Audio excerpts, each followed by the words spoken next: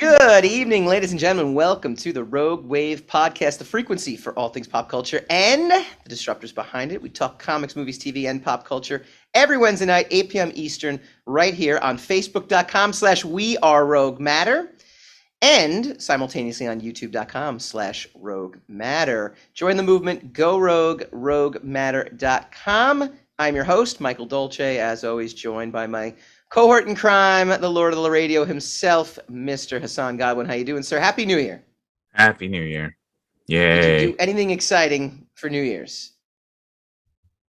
Did you make it to the ball drop? That's actually the first question. I refuse to answer on the grounds that I may incriminate myself. And the grounds I may reveal myself, actually. Yeah, no. Not gonna answer that question on the air. So I spent it with my cousins who have kids the same age as my kids. My kids are like 5 and 2, and they're actually the exact same age.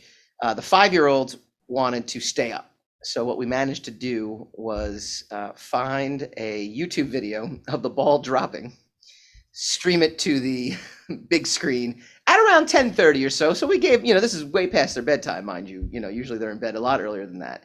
We go, oh, here it is. And the ball dropped. And they go, oh, okay.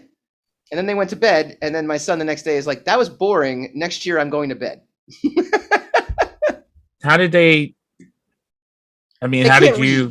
They can't read yet. So they can't read numbers? They couldn't read 2021 or whatever other. The cool part about being a parent is finding out at what ages people can actually comprehend. They really can't comprehend time or space at this point.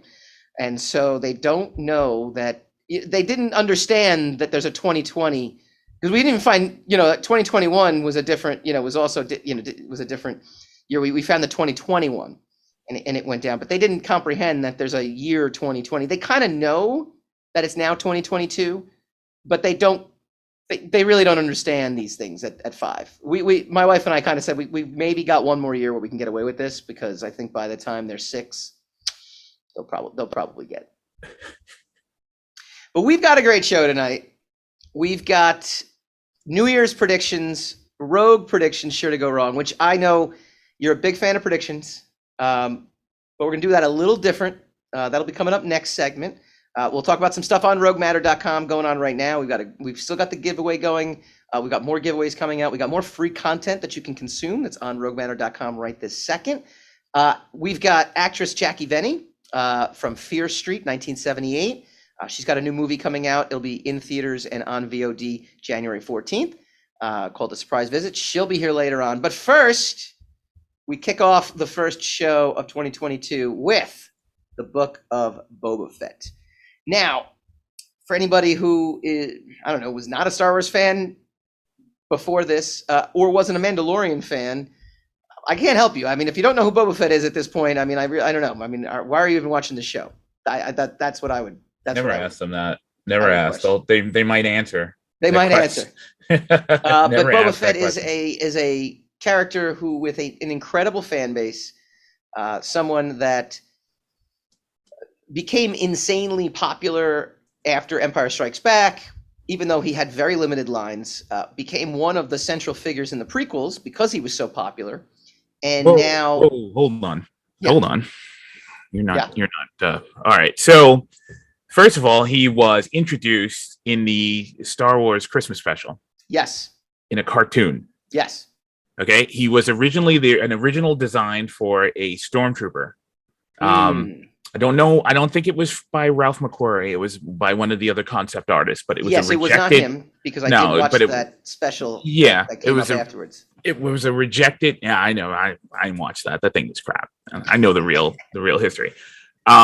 It was a rejected stormtrooper model that they refurbished for Empire Strikes Back. Mm-hmm. And they recolored him and everything. And, he was like, he looks kind of snazzy. And they put him in the cartoon, blah, blah, blah. And then he was one of the first characters revealed before Empire Strikes Back in a parade. That it was in the special, right? That little Yes. And they put. I was about to ask if the parade was fake news, but apparently not. No, it's not fake news, but the rest of it's not in depth. It's very rudimentary information that they're giving out. Yeah. Right. So, but yes, ultimately, Boba Fett was introduced to mainstreamers through the Empire via the Empire Strikes Back. Kids who were collecting toys already knew about him because he was a mail away action figure for Kenner before Empire Strikes Back came out. So a lot of people knew who Boba Fett was or what Boba Fett was before the movie. He featured very prominently in The Empire Strikes Back. Yep. And then featured for the first about 30 minutes of Return of the Jedi. before being unceremoniously dumped into the Sarlacc pit. Yes, he was. Yeah. And too much to the chagrin of Boba Fett enthusiasts all over the place. Yeah. In the prequels, the role was Jango Fett prominently, where Boba Fett was just a child. Yes. And he was a clone. He was a clone of it, so it makes sense that Tamara Morrison would be playing him twice. That guy lucked out, because now he gets to create his own iconic character, which is Jango, and then he gets to be Boba Fett, which was originally played by Jeremy Bullock. Unusually bright teeth. Also, that's something I've noticed throughout the first 2 episodes of Boba Fett. Yeah, I mean, it's like striking. Like I can't. It's like one of those things. Like I notice it every single time. He has that like a big grin or something like that. Very big teeth, very bright. Does excellent dentistry. He's maintained those teeth. I'm giving kudos to him. He's got great teeth. That's good information. Not a coffee drinker. That's good show information. That's editorial. Right. That's color commentary. Let's continue. You killed the momentum of it all now. You pretty much summed it up, though. I mean, right? And then he made his glorious return to the universe in the last season Mandalorian. Yes, Mandalorian season 2, and which was pretty great. Yeah. Funny, really funny. When he first appeared, because that's the first time you see Tamara Morrison in the Boba Fett outfit, because you see him in the Jango Fett outfit, but that's the first time you actually see him in the iconic Boba Fett armor. And I was like, yeah, he's too fat. Yeah, he's too fat to be Boba Fett. But I've watched. You're giving me side eyes, but underneath those glasses, I could see that about commenting on his teeth. But meanwhile, you're like, well, that guy is just way too big for that. Wasn't I had no reply to his teeth. I wasn't listening at. I don't know if you'll they see are it now. Or aren't. Now you'll see it every single episode. I will. Even if I do, I will refuse the fact that I see it. You won't acknowledge it? No, I will not. And so like when I watched it again, I've watched it a couple of times since then. And I'm like, nah, he looks all right. He looks good in the armor. He's all right. The issue I'm having with Boba Fett, I know some people are having issues with it. I don't really listen to it. I think it's good. I enjoy it. I think it's pretty solid. And I enjoyed the second episode a lot. Yeah. The first episode, I always give the first episode some room because it's establishing and, there's a lot of expectations and stuff like that. But the train sequence in the second episode was fantastic. Yep. I really thought. And energetic and also a little comedic, know. And he didn't have his armor on at all. So it was just him. There was no iconography on him to really, to jazz the audience or whatever. It was just him doing his thing, which I think is important because I think in order for the show to succeed, you're gonna have to really be in touch with the Boba Fett the man, right? And not just Boba Fett the guy in the armor. They're world building. They're world building. They're doing what they did with Mandalorian, but they're doing it with an even greater advantage of A, having pulled off the Mandalorian, and B, using a character that everyone loves. So your world building, it's like everything is working in their favor. And I don't mean that as a slight to what they're doing, because they could easily mess it up, but they're not. Well, I mean, that's not here. That's subjective, but yeah, I mean, I would agree with you on that. But what I'm actually saying is that for the Mandalorian, they had to establish that armor because it was Right. new armor, right? So they had to, Mhm. so they almost couldn't really they couldn't really focus on Din Djarin as a person. They really wanted to sell the armor that Right. he was a different Mandalorian and that he was not Boba Fett, and he had a completely different swagger and this and that. So it seems like Boba Fett, they're trying to get him out of the armor. Right. They're trying to turn him into three-dimensional character Mhm. that is not an icon. That's not just because I mean they could just have him sitting in that armor the entire show and nod Right. and not and hardly talk and shoot someone every now and then. But they're obviously trying to do stuff. The pacing, I get what people are talking about. That's the major complaint, if anybody doesn't Yeah, realize, is that I it might get be it, but I slow, but mean, they I need don't to. I don't It's know. 6 episodes. They need. I mean, like once it's over, this is just like all the MCU Mhm. television shows.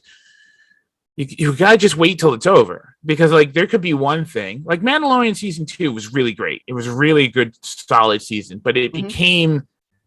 it became a phenomenon at that last episode. Yes. With the exception of Luke Skywalker and blah blah blah. Spoilers if you haven't seen it, but I mean, Yeah. like as you say, it's been a while. Yeah. So Shame on them at this point. yeah, but I mean, if you didn't wait until that point, Mhm.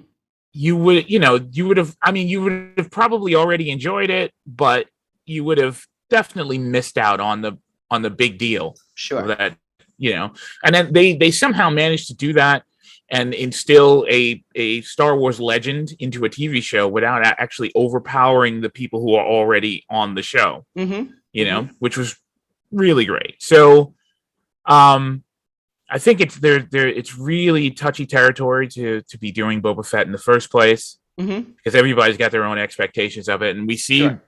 we see how people reacted to Solo when he got his own movie, and they're showing his background with the Kessel Yeah. Run and so I mean I really like that movie. I really enjoyed that film, but there was a lot of this film shouldn't have happened, and this was these were like it was a checklist of backstory information that they just crammed into one movie. Yeah. So I mean, yeah, but look, so far so good with Boba Fett. Yeah, I would say in response to Solo too, I think it suffered from the opposite momentum that Boba Fett is kind of relishing in, right? So much to the point where not that there's not going to be a Mandalorian season 3, which we know there is. This essentially took the place of Mandalorian season 3 for this time of year. Mandalorian season 3 will come next, but there's also a good gap in terms of when the movies were released. When the series are released, as opposed to when the Solo movie came out. It was on the heels, literally maybe 5 months earlier. We had just gotten Last Jedi, which was incredibly divisive.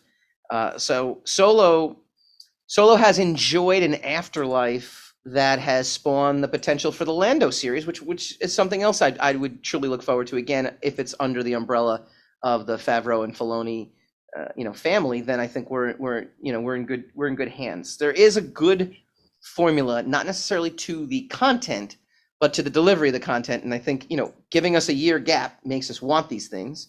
Having creators that care about the characters and care about the legacy that has come before, to a point where it's visceral on screen, that there's no question of whether or not they care about it.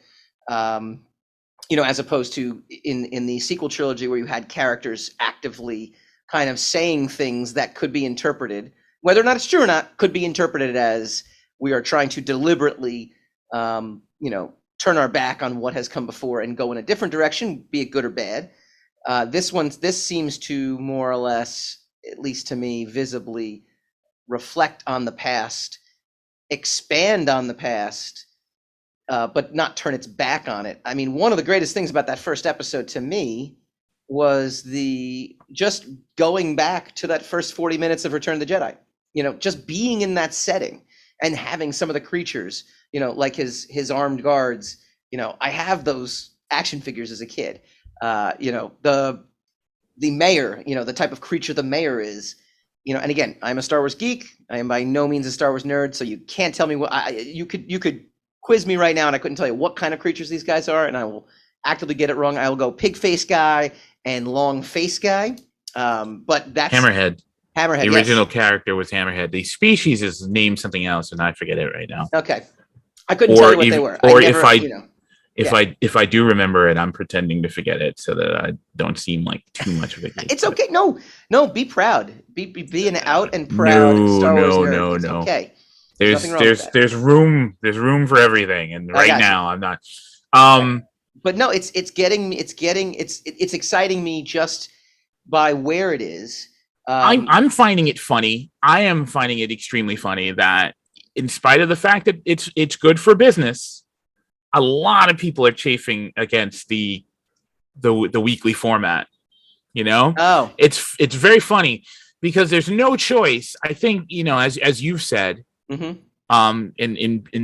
past arguments that we've had about this subject, the engagement lasts a lot longer when you do it on a weekly basis, right? But and the engagement, I think that's basically that's chasing a nothing burger in the first place, because what do you get? Like a full day of like trending, something on Twitter or Instagram, and then it's over, and then people move on to the next thing. So it's like just do the show.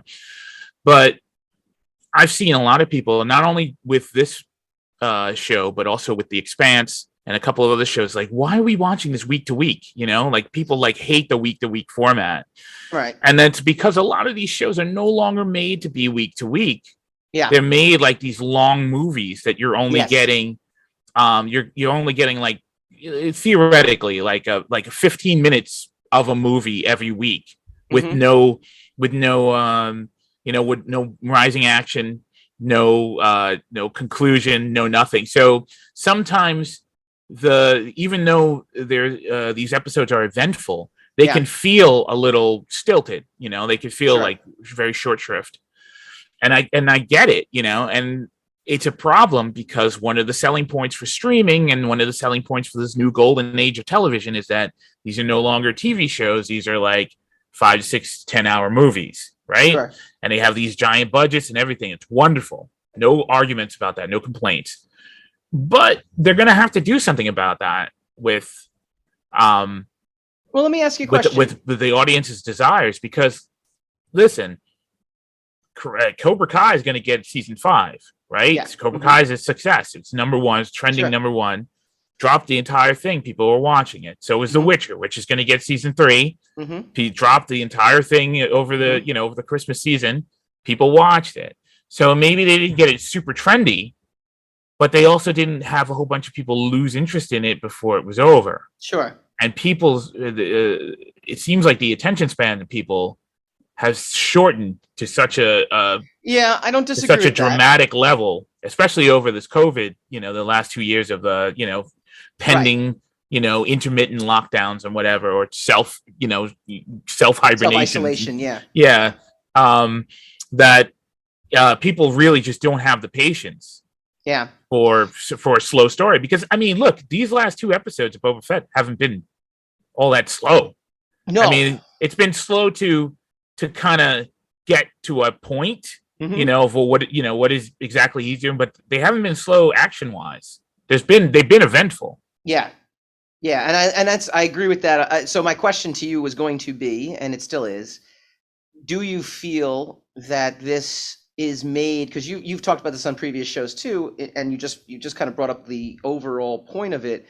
Do you think this show follows that week to week, method of storytelling? Because I think it does. I think honestly, each episode, it doesn't feel like, while it does feel like a chapter in a larger story, each episode so far, and Mandalorian to a point also, had a distinct, beginning, middle, and end. It had a distinct quest. Every episode did it, and there was a larger quest, but even shows like Buffy that was made in the week to week format, used to have a monster of the week, and it would then point toward that larger story coming. X-Files used to do that, maybe not as organically, because they would, when sweeps weeks would come, X-Files would all of a sudden you drop like an origin episode or an episode that was tied into the larger mythology, like out of nowhere. It usually there was no setup to it. It usually just it was usually like, oh, it's February, here comes the alien storyline. Whereas the past 3 episodes were like the literal monster of the week. What are you even talking about? It's like the past 8 episodes. Like right, they would not deal with the aliens until like there was November sweeps. There was November sweeps. So November would always have would tie into the larger mythology, and then you would have only 3 to 4 episodes in between because Christmas break and holiday break. You'd only have 3 or 4 episodes before February, and that was February sweeps. And then you would again, yes, I agree. You'd have those 8 episodes. You would get like 2. You would get maybe 2, maybe 3 episodes of actual mythology, right? In 26 episode season, or something crazy like that. So. No, I would count 6. I think they would do it. They would do a 2-parter in November. They'd do it still in 20. That means 20 other episodes. That's 20 other hours of. Yes. And one of the arguments a friend of mine made to me, and it was a good argument. It's a logical argument that like if they reduce these seasons to like 13 episodes, we'll get mostly story. We'll get all story and no fillers. None of these like really weird like clip shows and all the other stuff. But that's not been the case. They've just given us less and less actual good story, right? And most of it has been filler. I don't think that that doesn't pertain to Book of Boba Fett so far, but it is, and I kind of admire it taking its time to set mood. The one thing I will complain about or say I wish they would do, I really wish we would get off these desert planets. I really do. I really wish we would just get off Tatooine. Yes. And I get it. I get Tatooine is like Mecca, for Star Wars fans. Yes. Like it's the holy country. But please, there are other places. I know there are other places that are probably expensive or require a lot of imagination to make interesting. I get it. But can we just I get it's a Western, but even Westerns take place in cities sometimes, it's not always the open plains. So, it's fine. It is what it is. Yeah, no, I don't disagree with you, but overall, like I said, I thoroughly think it is actually created in a way that helps. The weekly format is not a detriment, and it won't hurt when you watch all 6 episodes combined as well too. And I like that it gives us kind of new look into familiar faces. So it's not giving us the same thing. It's not giving us Mandalorian all over again. It's not giving us Star Wars: A New Hope all over again or Return of the Jedi all over again. I mean, now all of a sudden, you're diving into the Sand People and their culture and their ways as warriors, which I thought was great. I think you're also expanding on, this was deemed as like more of a mafia kind of show, and it's showing with spoilers with the reintroduction of the Hutts in this past episode as well too, and just the different factions that are going to go at it.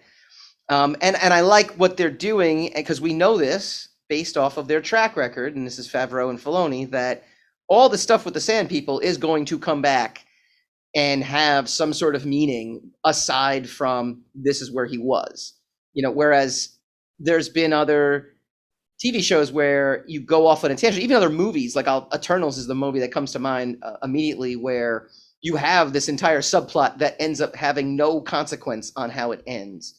I'm thoroughly expecting, and even if it doesn't in the final episode, I'm thoroughly expecting that what he's doing with the Sand People is going to, in either a little way or a greater way, have an impact on, whatever conclusion this comes to. So I don't think it's too slow either. I agree with you on that. I also don't think, I don't think the weekly format's hurting it. Not for me anyway. This was 52 minutes. I mean, it's an hour long. It wasn't exactly, it wasn't like we got shortchanged on this last episode. But I guess people just wanted to get to the point, which I never understand that logic, because once it gets to the point, it'll be over, you know, but people just wanted to get to the point. So, I mean, we'll know what Book of Boba Fett is when the book is, when we finish the book, you know, we'll know exactly what it is. But so far, so good as far as I'm concerned. Yeah. And we, unless something major happens, we will probably just in passing talk about this. Now, there's major rumors for, the conclusion and what's going to happen. We'll touch on those rumors next segment, along with some other predictions sure to go wrong. That will be very exciting. And as much as that was an amazing segue to get into the next segment, I don't want to cut off just yet. I want to ask you a quick question before we go. I don't know how amazing it was, but okay. That was an amazing segue. I mean, I'm starting the new year off with amazing transitions. That was my New Year's resolutions: transitions as much as humanly possible. Wow, really? Okay, all right. You like that? Yeah. All right. Here's my one question before we go to break, though. You had mentioned something in the pre-production meeting, which I thought was interesting, and this is something that can be a detriment. A mysterious character like Boba Fett. Now that we're actually fleshing out, his backstory, is he less interesting a character because now we know so much about him? Is he less interesting to you, or are they building his world out enough that what they're building into it is actually more interesting than not knowing anything at all? I can only speak for myself, and that's what I'm I was starting to get to. I'm just trying to, I'm trying not to sound like all these other schnooks out there who are just going to say definitive yes or no, and then have it be done. I'm just talking for me. Okay. When we first saw him, especially in Mandalorian, he put that armor on. We saw him basically Tamara Morrison first in a cloak. Mm-hmm. Then he put the armor on, and they did the music, and he's killing people with the armor. And I'm kind of like, yeah, but is that Boba Fett though? I don't know. Like it was at the Empire Strikes Back Boba Fett that I fell in love with when I was 6. Not really. Then they showed him later. He repainted his armor. He put his, he's got the whole new look for it. They went through all this stuff. This episode, particularly, is really helping me to get into Boba Fett as a character. Mm-hmm. He's been basically a caricature for the longest time of badassery, right? For all this, for all these years, mm-hmm. and it's fun, and he works as an iconoclast kind of statue in the corner that you need to beware of, right? Right. But I just heard something, so I'm sorry. I just heard something break, so I know my cats are now what are you talking about? There's no cats in this radio booth. In this radio booth? Yes, I brought my cats with me to join us. So he worked at that. So now you're going to have to turn him into a 3-dimensional character because he's going to have wants and needs and desires to do things. He's going to have to try for things and fail to do things and whatever. If you're going to have a true, genuine story with a narrative and all this other stuff, he's going to have to relate to Fennec Shan in some way, in ways other than just going, and yes and no. He's going to have to be able to be 3-dimensional. And so I think for me, this episode did that, where it's like, hey, that was pretty cool. And the bravery, and I would call it bravery because I would be afraid to am I going to have him in this white jumpsuit this entire time? In these pajamas in the middle of the desert, running around. He's like this 50 to 60-year-old man running around in a with a dad bod, and it made it work for me. It really did. So now I'm kind of into Boba Fett, the man. Yeah. And whoever they're trying to make him into, as opposed to Boba Fett, the iconoclast. Yeah, and that's the risk they're going to run. But I think so far I agree with you too. I think that they're doing a good job. You have to do it. Every image you've ever seen of Boba Fett to know he's Boba Fett has just been him in that armor and a one-liner. And you have, if you're going to make him a character, which I was worried about when they first announced it was going to be a TV show. So you're going to make him a character. You come very close to ruining. Of either making it so pedestrian and such a Clint Eastwood ripoff of the nameless stranger who just burbles his way through the entire story, or you're gonna overexpose him to the point where it's like even when he's wearing the armor, he doesn't feel like the right man for the job, right? Yeah. And I think so far they've managed to skirt that line very carefully.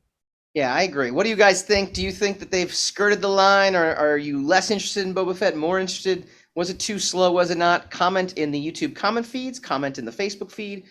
We will be snarky at you and reply as well. If you are listening to this in podcast form, go check out the feeds as well. We're always commenting throughout the week. When we come back, it is Rogue Predictions Sure to Go Wrong.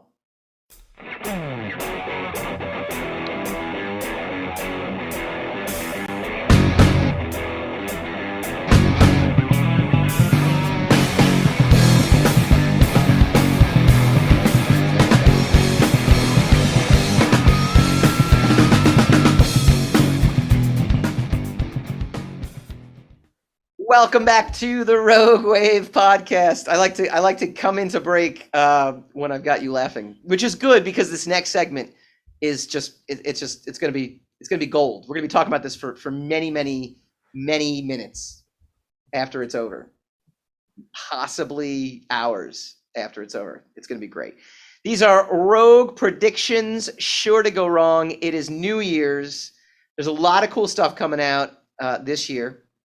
And I thought it would be interesting to just take some stabs at things that I think are going to happen. And I want to see if you agree and if you guys out there on the comment feed agree. All right.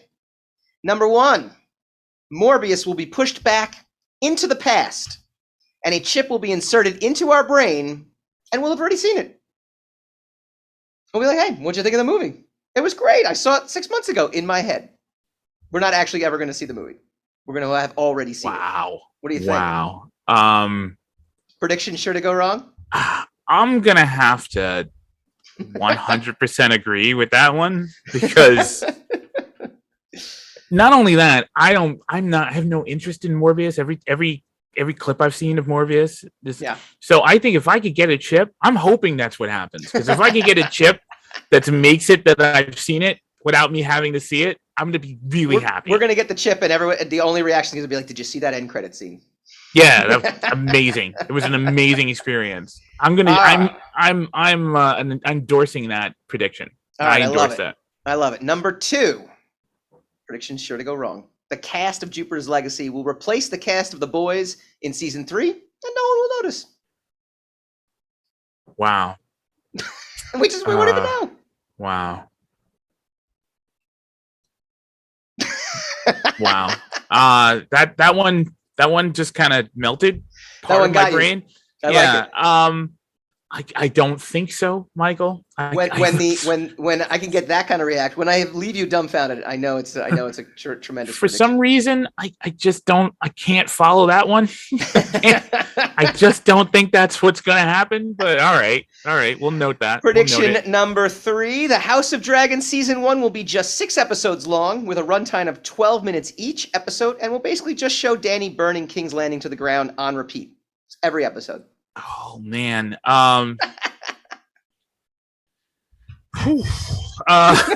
These are tough. Would that make the end of Game of Thrones, like the original Game of Thrones, just like that much better?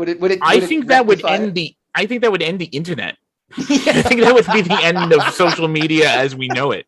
Wouldn't it be amazing after like the first episode if that happened, and then you come back for episode 2 being like, well, they can't show it again. Wow.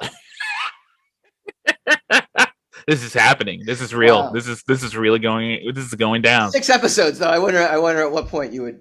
You would have to come back for all 6 episods to make sure that it was like, like I gotta know. HBO, I create ideas for you. All right, number 4. Han Solo will be the surprise mystery guest at the end of Book of Boba Fett, where he will then be dropped into the Sarlacc pit and killed, thus erasing The Force Awakens and the entire sequel trilogy from canon. Because if there's no Han Solo, we can't have a Ben Solo. Those movies will then be erased. Prediction sure to go wrong. I think that's a perfectly plausible way for Disney to get out of the sequel trilogy. I think I endorse that. On board for that. I don't know if I'd be happy to see Solo get killed like that.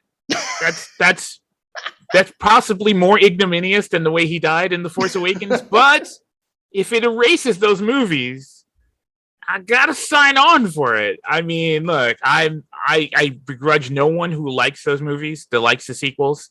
I'm sure there's a bunch of young people also who that is their Star Wars, and they are entitled to it. But if I could secretly, subversively erase them from existence, I would, regardless of how wonderful people think they are. Not bad. So I'm all for that one. Let's do that one. All right, number 5, The Batman will turn out to just be a reboot of Twilight.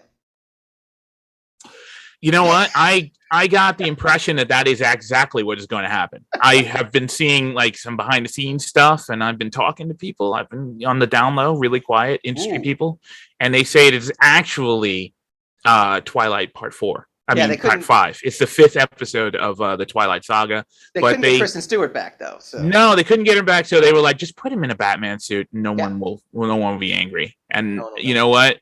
I think that's going to be it's going to make for kind of a surprise for people when they go to see it. Yeah. But I think it's going to be, I think that's $1 billion movie. I'm really excited how it's going to set up Matt Reeves's DC HBO Max universe too, because it's just going to. Well, secretly he's not even working for HBO or Warner Brothers. He's literally working for a new line, and he's making. He's just going to keep making Batman movies that are actually Twilight movies. What are the fans of Twilight movies called again? Like Twilers or something? I think so. Twilers. No, I just made that up. I can't. I think they're called Twilers or Twice. I don't know. I have no idea. They'll be very, very happy. I'm glad I don't know. Actually, I'm glad I have no answer for you on that. Number 6, The Matrix 5 will surprise debut in 2022, and as it turns out, we've all just been living in 2019 this whole time. COVID's just been a publicity stunt for Warner Brothers. Well, here's the thing. I don't agree with that one because I think that's pretty much what Matrix 4 did. Yeah. No, but that was an actual movie. This will literally be the truth that we will wake up. Well, okay, but that's the thing. I literally, while watching Matrix 4, felt like I was in 1995, which was a couple of years before Matrix 1. That's what I'm saying. Wow. This movie is like a 1995 sequel to a 1980s saga. So wow, all right. Let's not go down that rabbit hole. But I think that my point is I think that's already been done. It's a good prediction, but I think it's already been done. And finally, Doctor Strange in the Multiverse of Madness will merge the Marvel, Sony, and DC universe into one massive comic book universe, but DC movies will still kind of suck. Yeah, that's going to have to be another yes. That's probably exactly what's going to happen. The problem is no one's really going to know about it, but because of the House of the Dragon thing, has already ended the internet. So we won't have any social media. Yeah, we have no social media to even warn people about this merger. Right. But I still think they're not going to make another sequel to Justice League, to Zack Snyder's Justice League. Yeah. No matter how much everything's merged together, we're still not going to get a sequel to that movie. So it really won't matter. I could have made that a prediction to go wrong, but that was our New Year's Rogue predictions sure to go wrong. I like those. Tell us your predictions sure to go wrong. Put them in the Facebook feed on facebook.com/weareroguematter. Put them in the YouTube feed, youtube.com/roguematter. When we come back, we have the lovely Jacqi Vene, star of Fear Street Part 2, which is Fear Street 1978, now on Netflix, and the upcoming feature film starring Eric Roberts as well, which is A Surprise Visit. She is coming up next.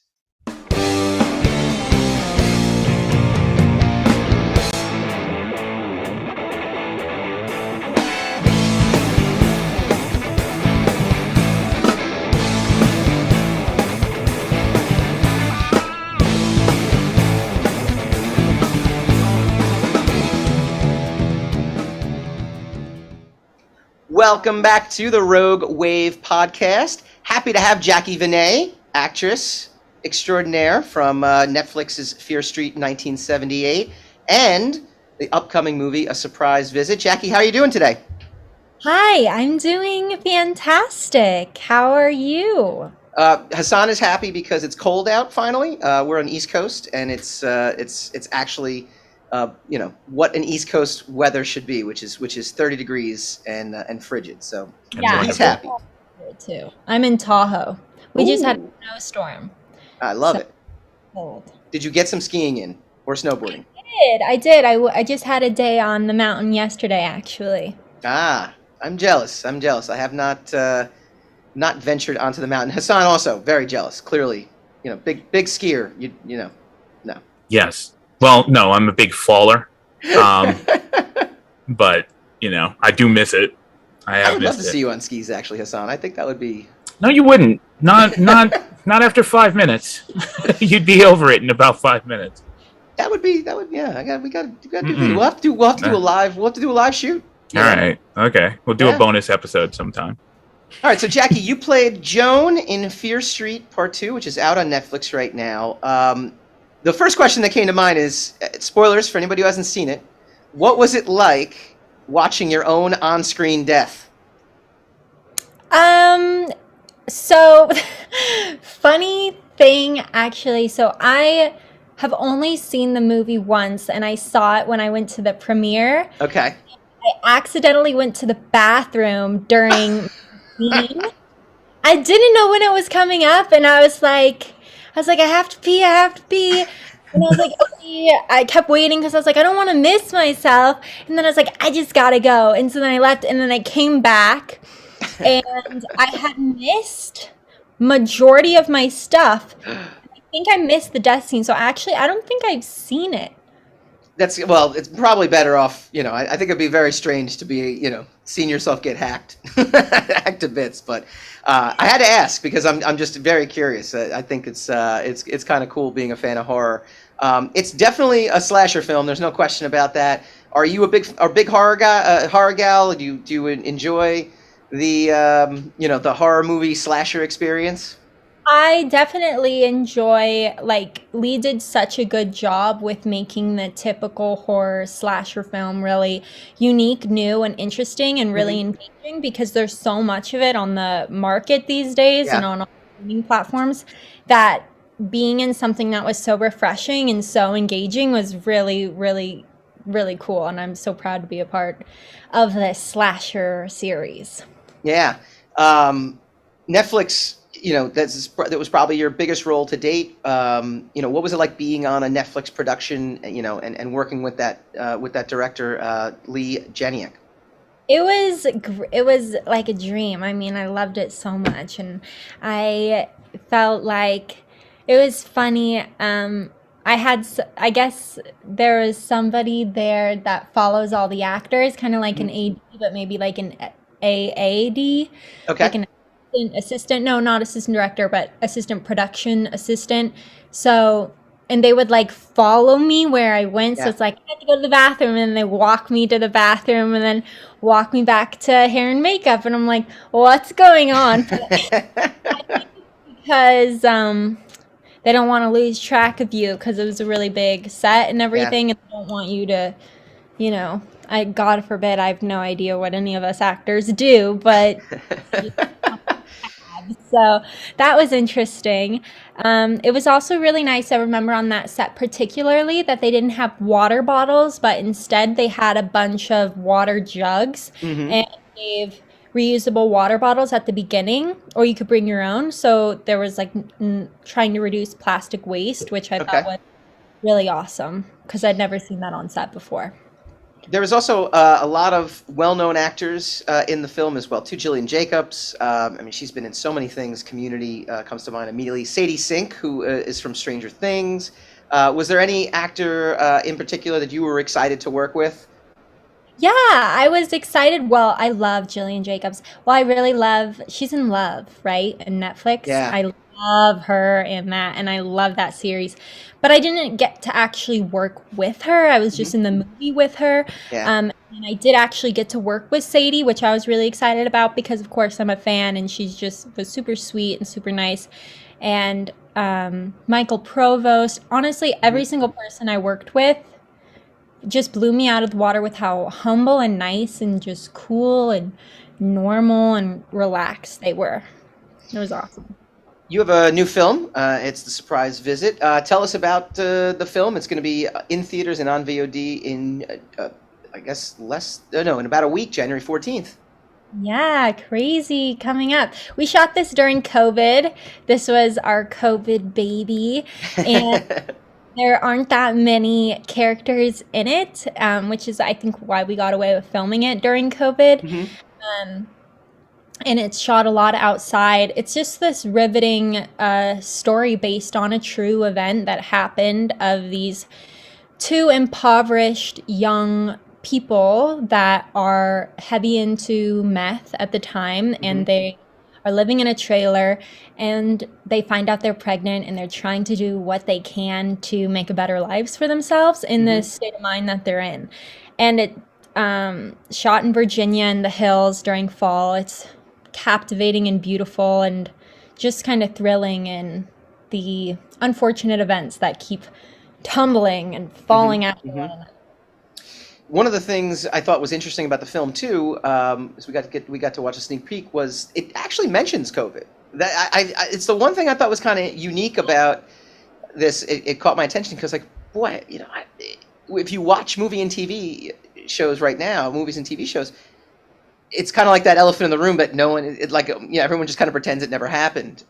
This one actually acknowledges it, Yeah, which I I thought was remember. interesting. I that was a scene I auditioned with too that I really liked about it. I love it is the elephant in the living room when you watch shows now, Hmm. and you're like, well, now we're kind of coming out of it, but especially during COVID. So it'll be nice to see it, and I think that'll be cool for some people, for a lot of people to actually relate to. It's Yeah. like, Yeah, actually, you know what? I absolutely found that it made it feel, it definitely hit closer to home for sure. Um, you got to act alongside a screen legend, Eric Roberts. What was that experience like, and did he give you any advice or anything like that? yeah, it was great. He definitely has like this old Hollywood vibe Hmm. about him because he's been around for so long. And he just has this very like, not that he's like old, but he's just done so many films Yeah, and experienced. That's the word. experienced so many, yeah, exactly. Experienced with so many different other amazing actors. And he has this very classic look and vibe to him that it was really cool watching him act. It was really cool just like hearing his voice and how he works. Um, I didn't get to spend as much time with him as I'd like, but yeah, Hmm. I'll definitely cherish those moments. We are a pop culture podcast. We talk comics, movies, TV. And what pop culture right now are you consuming? Are you into any of the comic book films? Or are you? I know you have a big theater background, so I know theater is kind of close to home for you. But what is your pop culture? What is your go-to to consume? Right now it's kind of like adventure documentaries, so I'm really Ah, into okay. The Alpinist that I just watched on Netflix. Freaking amazing. I also watched this other one that kind of came out a while ago, but so good. It's called Last Breath, and it's about these deep sea divers. And then, yeah, there's like 14 Peaks, Dawn Wall. I like a lot of the climbing stuff. I've been getting into climbing. So I really like a lot of and snowboard movies, like Hmm. just adventure documentaries, real life stuff really, really gets me going. I love it. I love it. What are you looking forward to in the coming year, aside from the movie release, which is exciting? And what have you got going forward? I just released my first directing writing project. That's a short video that I did on the song Glitter by Patrick Droney that I'm super stoked about. And we got into a film festival, one so Oh, awesome. far, and waiting to hear back from a few. I'm really excited about getting more into directing and writing. And I have yeah, some other stuff coming that has to do with writing that I'm really excited. And then I also have a small role in the new upcoming HBO series Minx, Okay, which is cool. going to be a fantastic HBO series. HBO will do it again. I already know it's going to be amazing. So I'm so excited to be a part of that. What is your dream? I don't want to say dream role, but your dream project. My dream project is to um, cover I want to do something with activism, especially when it comes to logging and redwood trees. I have like a Hmm. real connection with the redwood forest. So I would really like to get in there and try and create something in the film industry about that. That's fantastic. Where can people find you online? You can find me on Instagram, and it's at JJJACQI, so at Jacqi, and that's my main form of social media. You can also find everything I do through my Instagram, like the glitter video linked. It's on YouTube, but you can find it through my Instagram, or you can find my art if you're interested in that at artbyjacqi.com. Very cool. Jacqi Vene, thank you so much for joining us. When we come back, we will put a bow on tonight's episode. Thank you so much.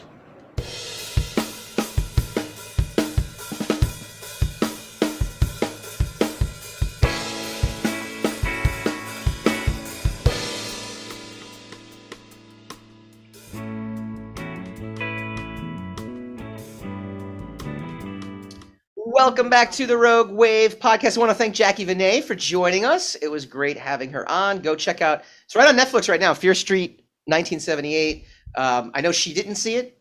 Pretty gruesome end. Pretty gruesome end. Pretty cool. And it's actually really good. It's Spoilers. a cool slasher series. It's a trilogy. It was supposed to be in theaters, but then COVID hit, so then Netflix bought it. So you can watch all three. She's in number 2. She's fantastic. Check out A Surprise Visit when it comes out on January 14th as well. It'll be on VOD. Next week, we've got Mark May joining us. He's got a Kickstarter going, and we're going to learn all about it.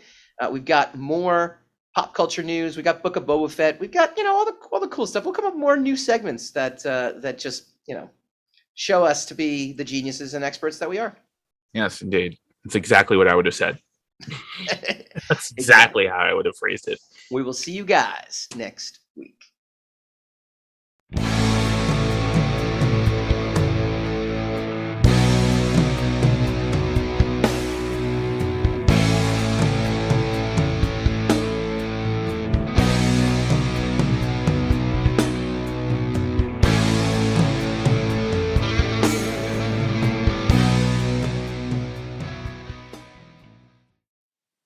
Rogue Wave.